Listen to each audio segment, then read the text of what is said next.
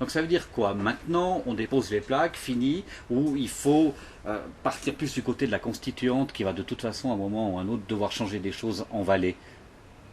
Je ne crois pas aux politiques. Ben, on est deux. Non, on on ne changera pas l'essentiel, hein. On changera des détails, mais on ne changera pas l'essentiel. Heureusement qu'il y a l'influence extérieure, et l'influence extérieure au canton nous vient par le tourisme, par la télévision, mais malheureusement, il reste une chose, un handicap vraiment énorme. Le canton se nourrit d'un seul journal. Voilà. Je te mets en page régulièrement sur le site de PG Investigation. Et là, je découvre toutes tes aventures face aux fonctionnaires. Et dans les dernières choses que j'ai mises en page, c'était toutes tes batailles vis-à-vis de l'ICHA. Et tu as des diatribes par rapport aux fonctionnaires bernois. C'est assez rude, hein, tu les compares à des hémorroïdes. Est-ce que cette haine du fonctionnaire, tu l'as toujours maintenant? Ou bien avec l'âge, ça s'apaise, tu te calmes, tu deviens placide? Non, ce n'est pas une haine du fonctionnaire, c'est une allergie. C'est une allergie. C'est quoi la différence? Oui, bien sûr. Une allergie attention, il y a fonctionnaire et fonctionnaire, hein. Il y a le professeur est aussi un fonctionnaire.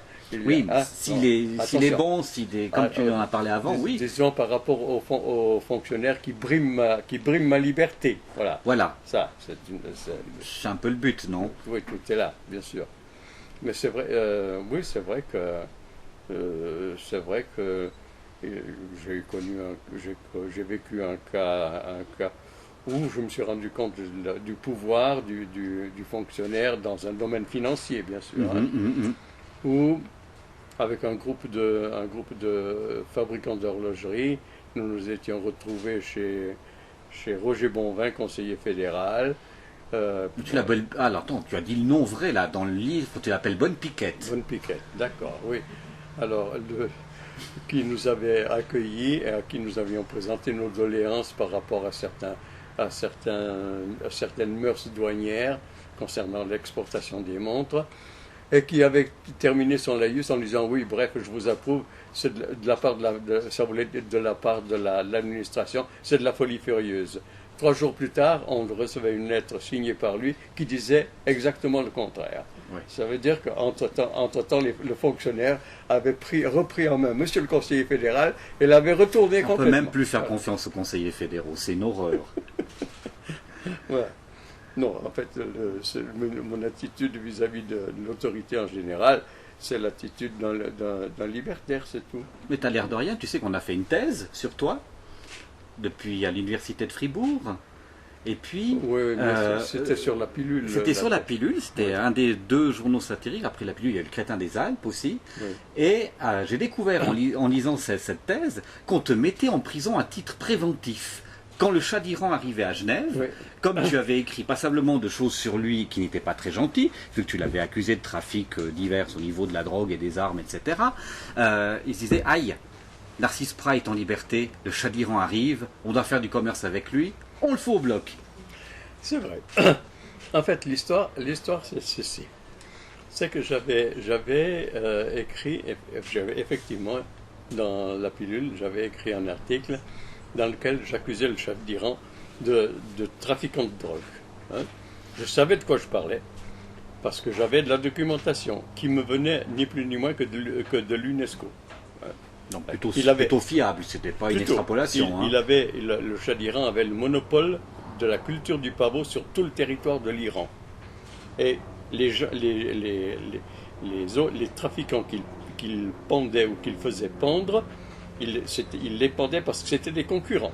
La concurrence loyale, voilà. C'est vrai, ça se règle comme ça, oui. Donc, je l'avais traité. Alors, en plus de ça, j'avais un autre argument, c'était que la sœur jumelle du Shah d'Iran, la princesse Ashraf, s'était fait pincer à l'aéroport de Genève avec des valises pleines d'opium. L'affaire avait été étouffée. Il n'y a que le Canard enchaîné qui l'a ressorti par la suite. le canard enchaîné l'avait surnommé la princesse Ashraf était devenue la princesse Ashnouf. Ouais. Je m'en doutais un peu. Si bien que alors voilà. Alors le Shah d'Iran avait été programmé pour venir à Genève, invité par le BIT, le Bureau international du travail. Ça, c'était vraiment le non-sens absolu. Le Shah d'Iran, c'était l'homme qui se faisait photographier, des photos qui ont fait le tour du monde, ou des malheureux pauvres paysans à qui il avait distribué quelques hectares de terre, à cultiver du pavot pour lui, bien sûr. Sans doute, hein, oui. Venaient lui baiser les pieds. Il y avait des photos où vraiment les gens venaient lui baiser les pieds. Enfin, le respect de l'autorité. Voilà. Hein? Alors, c'est cet homme-là que le Bureau international du travail invitait à Genève. Ça voulait tout dire. Bref. Alors, d'abord, 3 ou 4 jours avant,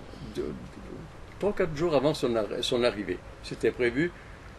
Je pense que ça devait se produire un samedi probablement. Alors,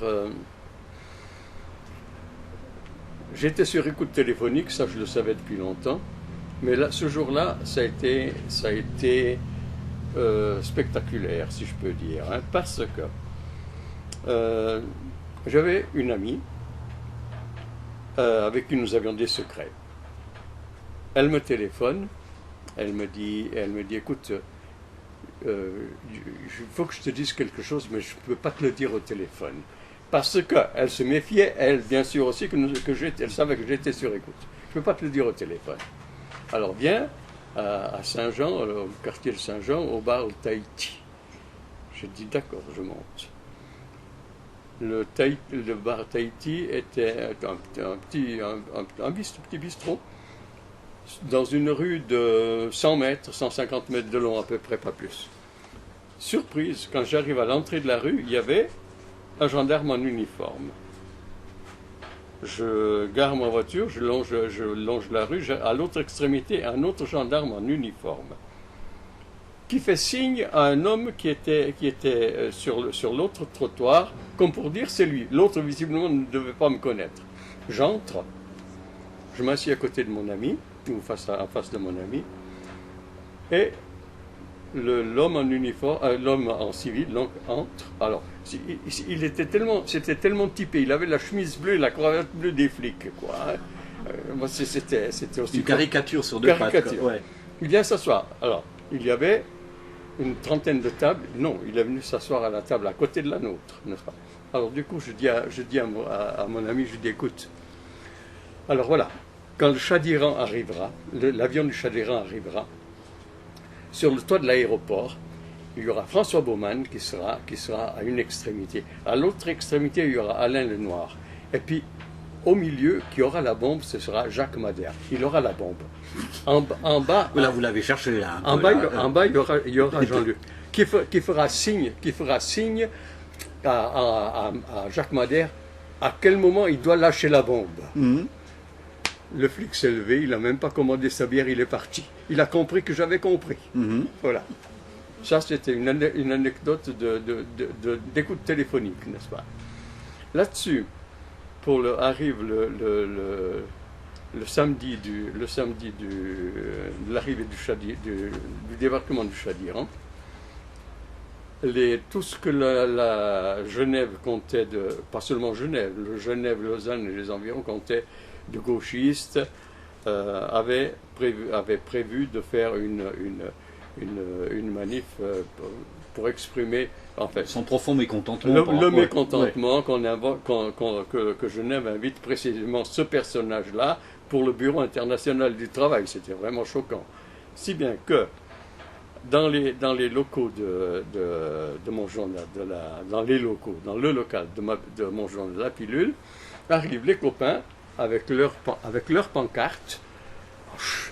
Avec leur pancarte. Je ne sais pas si tu peux imaginer tout ce qu'on peut mettre sur des pancartes avec un chat. Passablement de choses intéressantes. Voilà. Alors, le chat salaud, le peuple aura ta peau, etc. Ils avaient des slogans. Bref, il y avait tout un paquet de pancartes préparées pour le cortège de l'après-midi. Vers 11 heures du matin, débarquent les flics en civil, hein, les flics en civil. Et ils me disent, suivez-nous. Hein. Ils ramassent, alors il y avait en bas la voiture des flics et une fourgonnette et pour les pancartes. Tous, ils avaient tout prévu. Hein, donc ils embarquent les pancartes et le copain qui était avec moi, on nous prend dans la voiture des flics. On nous amène boulevard Karl Vogt, on nous met chacun dans une cellule et on ne nous dit rien. On a passé toute l'après-midi, toute la soirée et la nuit jusqu'à 2 ou 3 heures du matin, chacun dans notre cellule, sans que personne ne vienne nous dire quoi que ce soit. Démocratiquement parlant, au niveau du vécu des droits de l'homme, c'est tout à fait correct, ça? C'est la limite. Oui, ouais. Voilà. Mais la ligne rouge, elle est là. Et à 2 heures du matin, on vient nous dire la manifestation est terminée, elle a mal tourné, hein, parce qu'il y a eu des bagarres avec la police, je crois. Alors maintenant, vous pouvez rentrer chez vous. Voilà, c'est comme ça. Donc j'ai été, cet ami, ce copain et moi, nous avons été emprisonnés à titre préventif pour nous empêcher de participer à la manifestation de l'après-midi.